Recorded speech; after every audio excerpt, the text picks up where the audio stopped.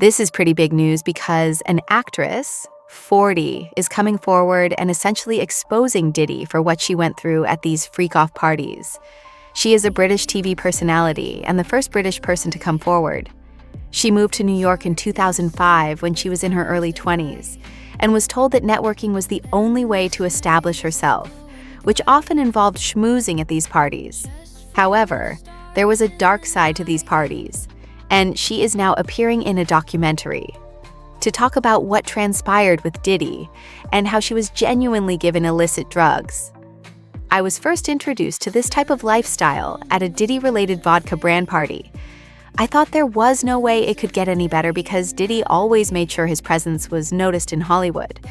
But when she was offered a drink by someone at the event, pressure said, one side of her face became totally paralyzed, and I accepted the drink. Something in my drink caused me to become completely paralyzed on the side of my face while I was at the party.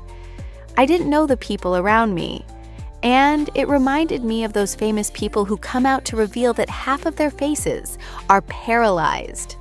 One of the Benny security guards came to my aid and helped me, and when asked why she never reported the incident, she replied, "I was told that I didn't need to pursue anything with the police as long as I saw my doctor and was okay the following day." In retrospect, I believe that it was a total initiation and that they were the only ones testing me. Girls are seen sitting on men's laps while engaging in various activities and using various drugs. I also noticed condom wrappers in the trash cans, along with small toddlers who were with the person who purchased them. When girls would literally fuck each other in the pool, they would ask you to send an NDA. I've heard about a particular part where they said, "Who's bringing these children? That's who needs to be exposed. Who in their right mind is bringing these children to these events?" She came forward in this documentary. Hey guys, it's Molly. Please subscribe to the channel by clicking that button. I would be very grateful. Let's reach 400,000 subscribers and move on to the remainder of this video. This British actress, who is unable to pronounce the word correctly, has come forward in a BBC documentary titled The Rise and Fall of Diddy, primarily to expose him and discuss children. This is not the first time we've heard that kids have attended these events, guys. Taking these kids to these activities.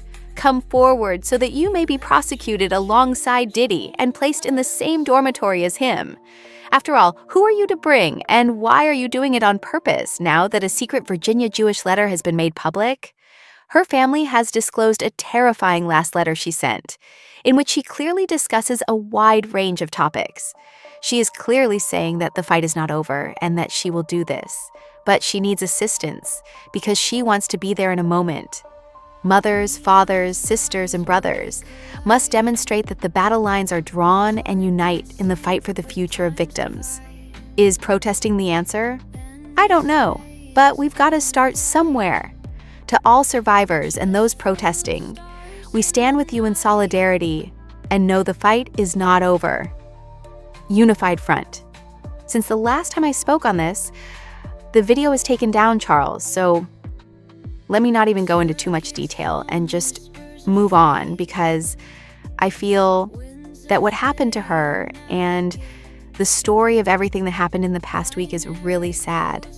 Sadly, she is no longer with us, but I'm glad that her family has made this letter public so that people can keep talking about her.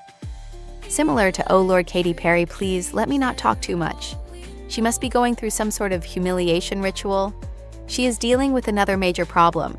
Of course, when she went to space with the other celebrities, there was a big drawback, and she received the majority of the backlash.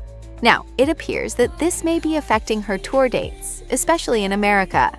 Low ticket sales through Ticketmaster, where rows of seats are still available at several venues, and as we can see here, the blue swath represents unsold seats in Minneapolis, Minnesota on May 13th. These seats are those that haven't been sold, but because of high demand, additional dates have been added for a tour in Europe and Australia. So I feel like someone is not going to see her in her own country. Americans have left her behind in Australia, where no one travels to perform, which is why several new dates have been added in Adelaide. In Europe, she is regarded as a nostalgia act, but in America, She seems to have been forgotten entirely, which is absurd because that is her own country. As a result, she is once again dealing with more problems here, whether it is not crying on tour, her tour going viral, or simply not working. The album failed, the singles failed, you went to space, and there was backlash. On top of that, there are low ticket sales in your own country, which is interesting again.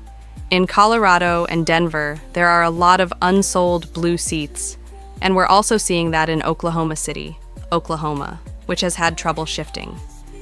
Of course, not every tour date in America is doing poorly. In fact, a few dates are doing fairly well for her. In my opinion, it's unclear how many of her VIP packages have actually been sold because tickets are still available for the majority of the evenings. This is comparable to Beyoncé's impending Cowboy Carter tour, people. According to the Daily M, there is a decrease in the number of people purchasing tickets for the tours that are taking place here, and I believe that the prices of the tickets are just too high.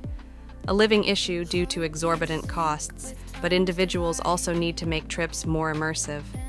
I apologize, but I've seen footage of Katy and Beyoncé's tour on my phone, and that's as good as it gets.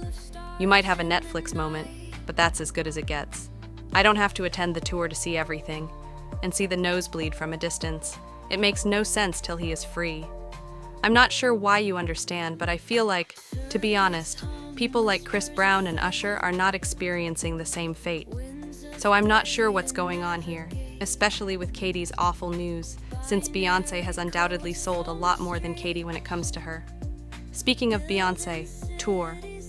According to The Standard, Diddy is to blame for Beyoncé's Cowboy Carter tour slump. You know, all of the Diddy-related news has had a knockoff effect on Beyoncé and Jay-Z. Now, I believe that this might be the case because when the Jay-Z lawsuit first went viral, many people on TikTok were clearly staring at Beyoncé and claiming that she knew what was going on and that she knew what was happening.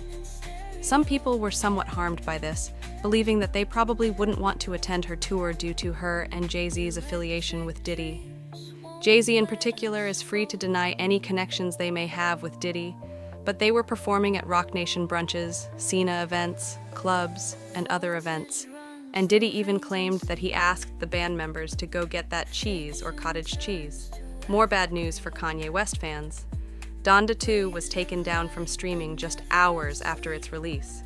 I wanted to add that he released a new album known as DA earlier today, but I'm not sure what the hell it was. Pancakes, waffles, whatever it was, because Beyoncé was upstairs recording music, and they've always had a friendship, so it might have been a knockoff effect.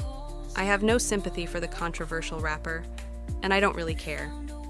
He's also dealing with his own alleged abusive cases from alleged victims who have come forward, so I wanted to end the video talking about Porsha by asking if anyone watches Real Housewives of Atlanta. The controversial rapper was quickly hit with multiple legal threats, so once again, he's facing restrictions on his albums and singles. Williams. I believe it would have been great to see her with Candy, but Porsha sitting there making jokes about wanting to Angela's husband is terrible. I don't know if you guys have seen the recent episode where she was making fun of her husband. I love Angela Oakley.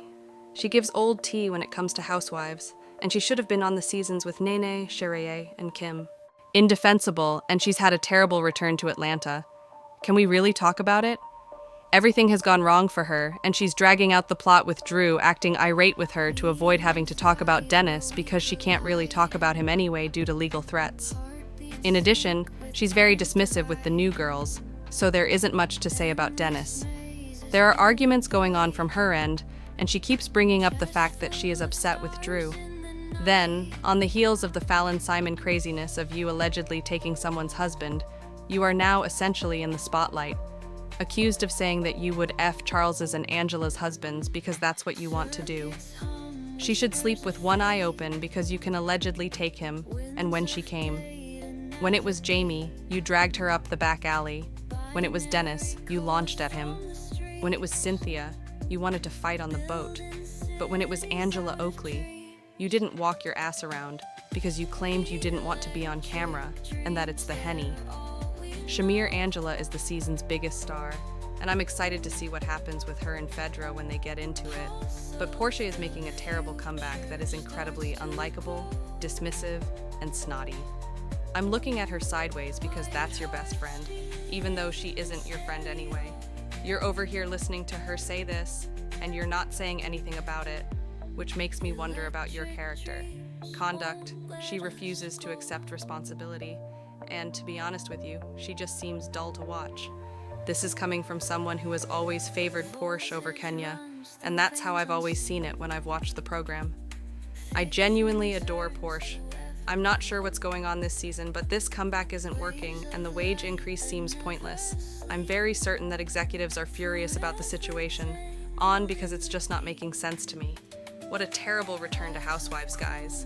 Things aren't landing, and you're acting like you're taking someone's husband. It's not funny. There's a Jezebel spirit sitting on you, or perhaps even inside of you, that you know you have to get rid of in some way. Out of you because the Jezebel spirit that permeates your life is not attractive or likable, and you are aware that she is receiving a lot of criticism for her remarks, which is understandable. Hopefully this will be addressed at the reunion, which I adore. I don't know why she's constantly here, but Angela Oakley is this season's MVP, Cynthia. I don't understand why Cynthia has been there for the previous 3 or 4 years. She doesn't even do anything. It is really insulting and a disaster for her friendship with Kenya to protect Britty and become so close to her.